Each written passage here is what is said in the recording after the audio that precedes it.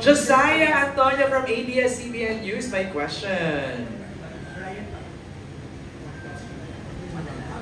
Okay guys, first of all, congratulations for the second season. First question now is, ano yung parang mga magiging new learnings na tututunan ng audience with this new season of the show? Without spoiling. Ako, based on kung sino yung mga nag-end up na mutual sparks, you really have to fight for your love. Yun yung parang feeling ko, takeaway ko sa end story ng mga nakakuha ng mutual sparks. Hindi ko pwede mag-spoil eh. Okay lang po. Any other? Sa akin, kung gano'ng kaiba-ibang yung kwento ng mga campers, ang dahil mo talagang matutunan sa mga kwento nila. Yes, well, we're all part of the community, but at the same time, iba-iba tayo ng galing. So kahit kami behind the scenes, listening to their stories, ang dami namin natututunan. Siyempre, hindi pa namin masabi, pero isi-share nila lahat yun dito sa show. I think sa akin, ang experience ko in learning is that we are not just creating a show that's meant for flirting, meant for romantic relationships, but actually, hindi namin napapansin that we are creating a community within Sparks Camp. Because I think we could all agree from the crew and even the cast that we created the family through this show. And parang sobrang thankful din kami dun sa, I think, pagkakakast namin sa kanila because these are people who you would actually want to be part of your life na maging kaibigan. So, kung hindi man kayo fan ng kilikiligan at fan kayo ng reality at fan kayo ng mga taong bumubuo ng mga pagkakaibigan, ganyan, makaka-relate din kayo kasi sobrang sarap lang talaga yung feeling ng panonood ng show. Bella?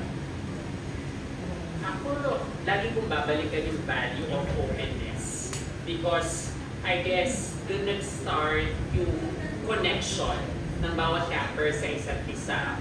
Without the element of openness, they won't realize the value of each other. Kaya kahit dun sa mga hindi nakakuha ng spark, buong silang lumabas ng camp, and that's what matters most. Right. Actually, ganun yun eh. Even heartbreak, getting a spark, it's all part of that journey that you bring, that you take with you into the next chapter of your life, eh, di ba? Josiah, maraming salamat. One more? Okay, go ahead. I know it's the Sparks Cup for the past 2 seasons, just touching on a specific spec, which is the league community. Would the creators would be open for to touch on the different spectrum of the community?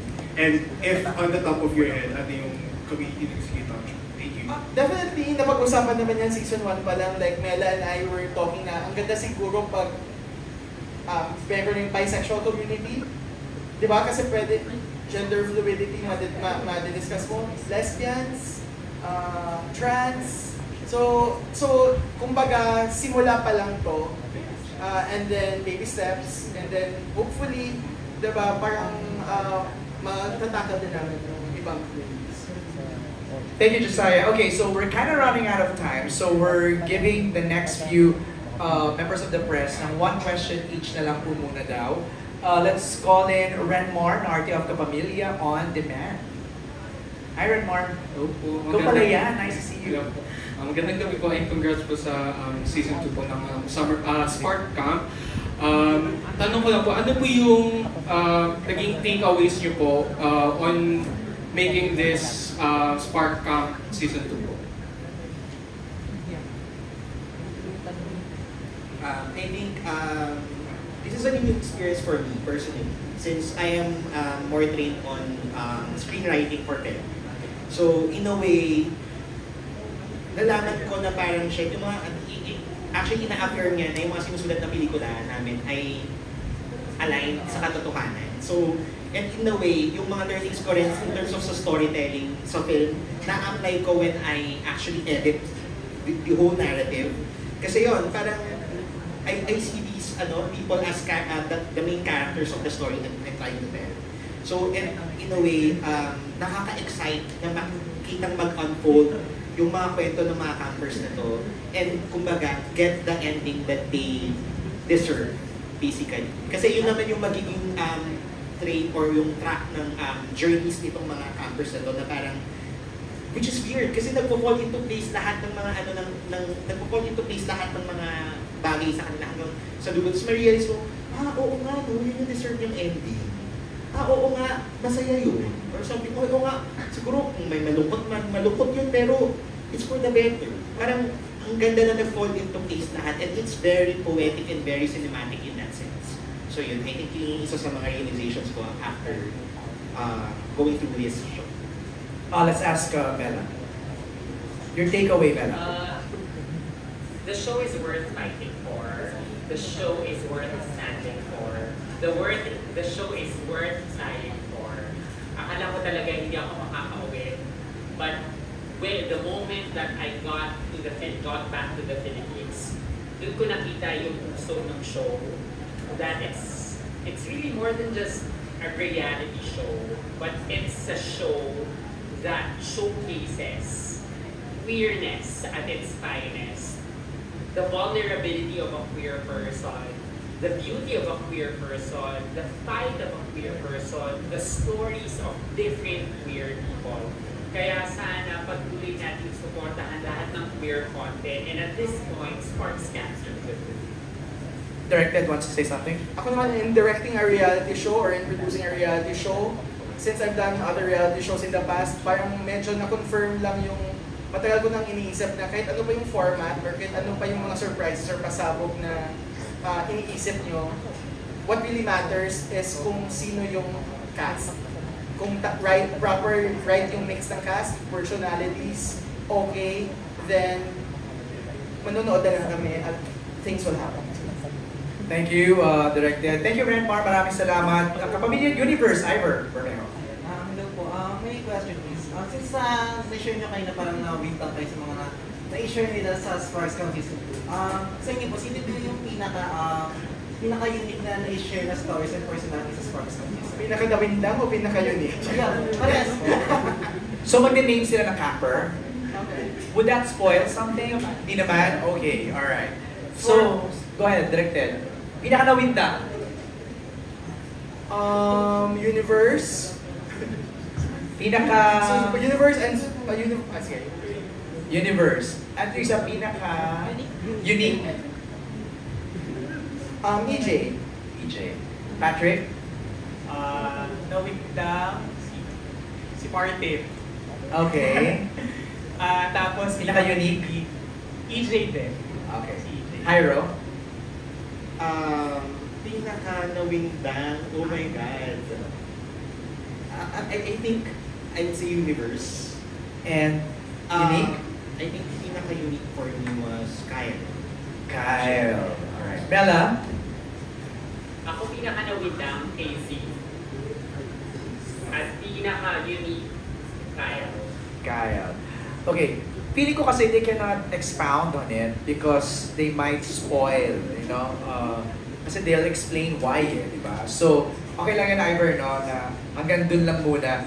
Oh my God, Richard Paglikawan, Lionheart TV, you're next. Biggs, yung mic, please. Ang #1 fan ni Pipoy. Go Bears!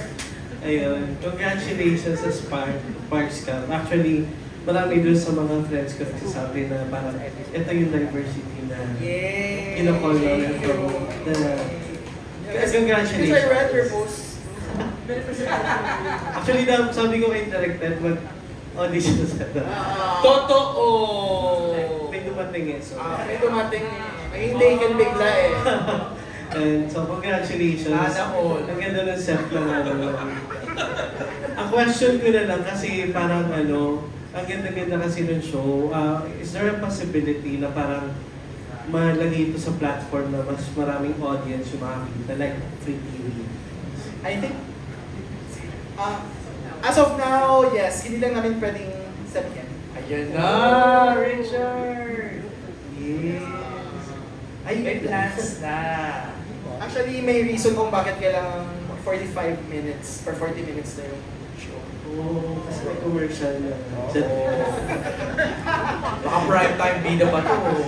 Ugapan yung lahat. Ayun, that's good news, Direk. Ayun na, sige, salamat and congratulations. Thank you, Richard. Sayang naman pinakapag-audition si Richard direct. Oo, heartbroken pa yun nung first season, di ba? Tapos bigla nakita ko may... Masaya na. Uy, pero masaya tayo para kay Richard. Saan yung gagaya? Nauga ako, sabi ko kasalit mo. Yung pala si Mela pala yun. Thank you, Mela. Kate Adahar of Random Republica. Yung question ko po, kasi we know, even abroad, na-reach. In terms of, ano yung heartwarming feedback or compliment from netizens, viewers, na nagpa-validate na this is worth fighting for? Ako, yung mga gusto kong feedback sa first season is basically yung fact na kaya gusto nila yung reality show namin kasi hindi siya yung tipong di ba usually yung mga dating reality shows kaya tinatawag na trashy kasi nag-focus sa like conflicts or awayan or pagiging cloud chaser.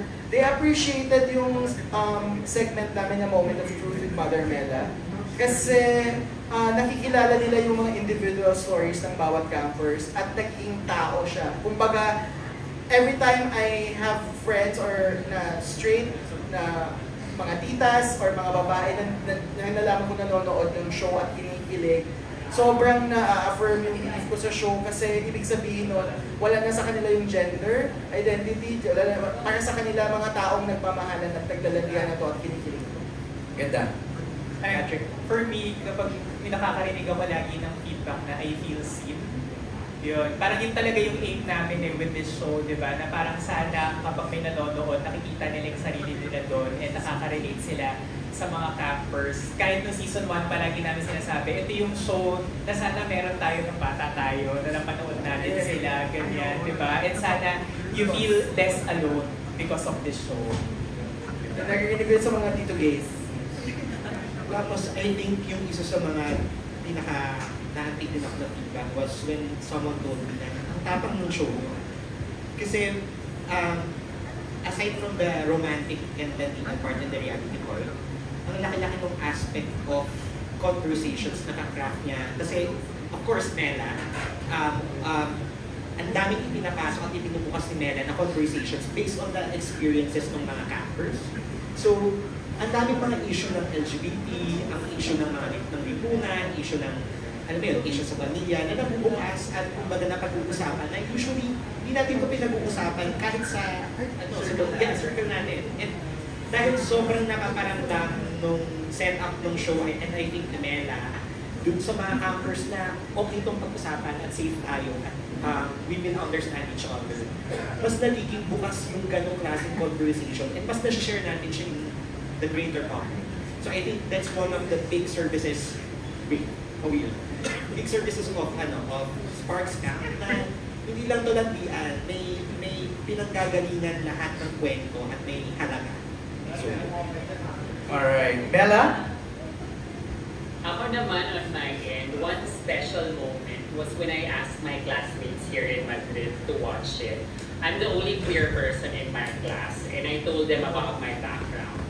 And then I sent them the very first episode of Sparks Camp. In one particular comment that I got from a Japanese classmate, ang lahat sila straight. Sinabi niya sa akin, it made me cry. It made me open my heart to the idea that love is not just for a man or a woman who loves the opposite sex, but it's for any person loving a person, any person desiring to be loved, and any person who just dreams of being valued. And that meant a lot to me. Because ibig sabihin, kahit anong lengguwahe, kahit anong nationality, kahit saang ka mang lupalot ng mundo lumaki, o nag-isip o nagkaroon ng experience, this show will have an impact in your heart. Ganda. Thank you, Mela. Trans Global. I know. Ako, natutuwa lang ako that we have a show like this made by queers for the queers. Yun lang yun. Yun ang nakakatuwa yun. Thank you sa lahat ng mga nagtanong at na-excite sa Season 2 ng Sparks Camp. Siguro final words na lang, no? What can we expect? Well, starting tomorrow, tama? Yes! Okay. So starting tomorrow, 8 p.m. sa YouTube channel ng Black Sheep. Start na yung pilot episode ng Sparks Camp Season 2. Sabi nga namin, bolder, louder, prouder, messier. Uy, wala naman yung messier direct dun Pero wala akong nakitang messier dito. Gusto ko nang idagdag dahil maraming nilinising kalat this season. Okay, Patrick. And thank you so much ulit sa pagpunta po dito. Bukas na po every Wednesday on Black Sheep's YouTube channel, Sparks Camp Season 2, 8 p.m. What can we expect? Ano lang, kilig at kalat. Kilig at kalat. Kilig at kalat. Hyro! Actually, watching the episodes of Inherited, I would say that, and I can say proudly that it's good reality. It's good TV. Yeah, it's really good TV. So, abangan nyo kasi marami siyang mga pasabog, marami siyang mga revelations, and at the same time, it will be really a whole lot of fun. So, sobrang saya ng show na to. And I can't wait, we can't wait for you to watch it tomorrow, 8 p.m. at Black Sheep's YouTube channel. So, Sparks Camp Season 2 po, bukas na, sana panoorin. And of course, my love, Mela. I love you. Muli po maraming salamat sa inyong lahat. Tomorrow, Sparks Camp Season 2 premieres for the second time to appeal to you that queer love matters. And expect the unexpected because in each episode, you will see each camper really draw themselves out from all the inhibitions. Kaya maraming kalat kasi alam nila na pwedeng maging ikaw. Pwede mong ipakita yung totoo, whether good and bad. Pwede mong ipakita yung flaws and all. At dun sa kalat na yon, makikita yung pilit. Because it is also in the vulnerability, it is also in the ability to showcase who you are, that we see the spark in one person. Kaya bukas po, Sparks Camp Season 2 on Black Sheep's YouTube channel, 8 p.m. Ang galing. Ang galing ni Mela. Pwede naman pala kami. Ito nga, sabi, Mela naman, press con lang naman ginagawa mo naman dissertation Ano naman ganunan? Okay, sinabi na po nila yun. Tomorrow, June 26, 8 p.m. at the YouTube channel po ng Black Sheep. And Kita Kids din po tayo. Meron tayong every Wednesday dito sa Hosig. Meron tayong watch party every Wednesday! See you! So magpabook na po kayo dito at let's all enjoy this Season 2 of Sparks Camp. Ako po si MJ Felipe and I want Mother Mela to close everything for us. Ano yung iyong tagline lagi? Well, this is your mother Sparker and resident matchmaker, and this is Sparks Camp Season 2. Let the sparks fly!